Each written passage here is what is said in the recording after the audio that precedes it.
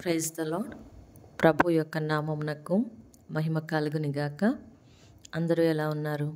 ప్రభు యొక్క కృపలో అన్ని విషయాల్లో ప్రభు ఇచ్చిన క్షేమాధారాన్ని బట్టి ప్రభువునకు స్తుతి కలుగునిగాక. నేను S4 మీడియా ఛానల్ని స్టార్ట్ చేసినప్పుడు మా బాబుకి 3 నెలలు, అప్పటికి ఇంకా నిండలేదు. పాపకి 2.5 years. నేను ఎందుకు ఈ మాట చెప్తున్నానంటే, ఛానల్ మొదలుపెట్టిన తర్వాత అందులో అప్లోడ్ చేసే ప్రతి వీడియో వెనుక చాలా కష్టం ఉంటుంది. చాలాసేపు వాటిని ఎడిట్ చేస్తూ, వాటిని టైపింగ్ చేస్తూ, మీ ముందుకు తీసుకొచ్చే 1 నిమిషం 5 నిమిషాల వీడియోకి కూడా వెనకాల చాలా శ్రమ ఉంటుంది. నేను నా ఆత్మీయమైన యొక్క స్నేహితులతో మాట్లాడినప్పుడు బైబిల్ని మేము ఎక్కువ చదవడం లేదు, దాని మీద ఇష్టాన్ని పెంచుకోలేకపోతున్నాం అని ప్రతి ఒక్కరు చెప్పినప్పుడు నా మనసుకు చాలా బాధ కలిగింది.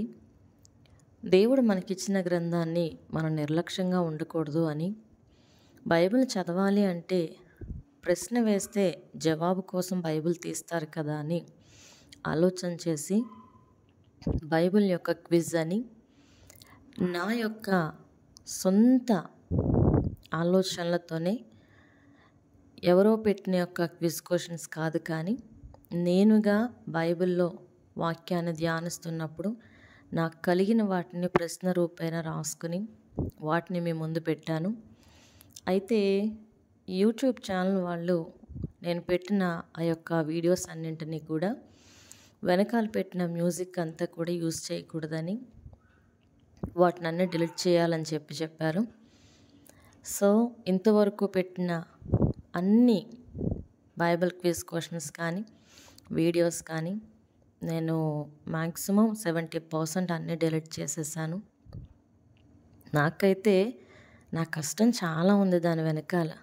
పిల్లల్ని పడుకోబెట్టి వాళ్ళని చూసుకుని దొరికే కొంచెం టైంలోనే క్వశ్చన్స్ అన్నీ డైరీలో రాసుకుని వాటన్నిటికీ కూడా రిఫరెన్స్తో సహా నేను పక్కన పెట్టుకుని, తర్వాత బుక్ నా ముందు పెట్టుకుని క్వశ్చన్స్ అన్నీ ప్రిపేర్ చేసి, ఆ యొక్క నేమ్స్ అన్నీ కూడా టైపింగ్ చేయడానికి ఫోన్లో ఎంత కష్టపడ్డాను.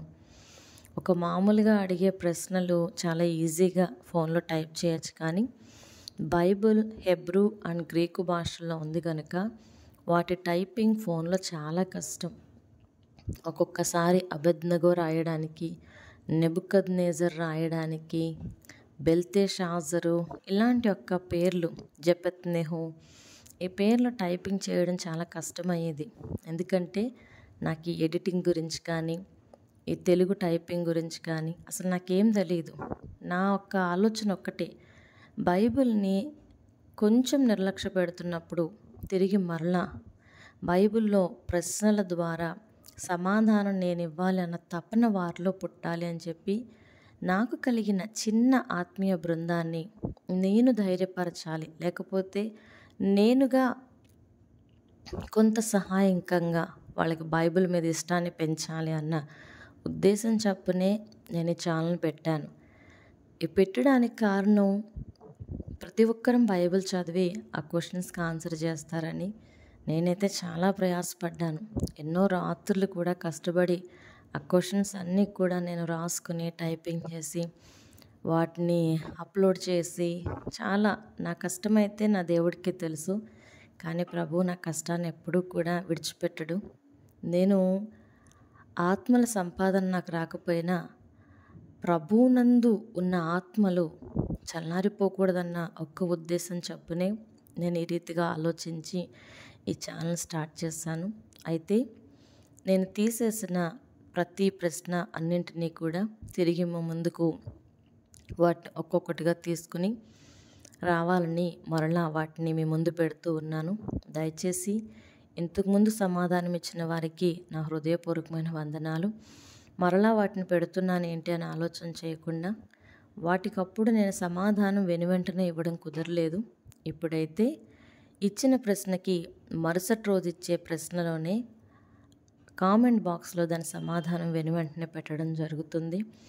ఆత్మలో ఎదగడానికి మూల కారణం, మూల స్తంభం వాక్యం.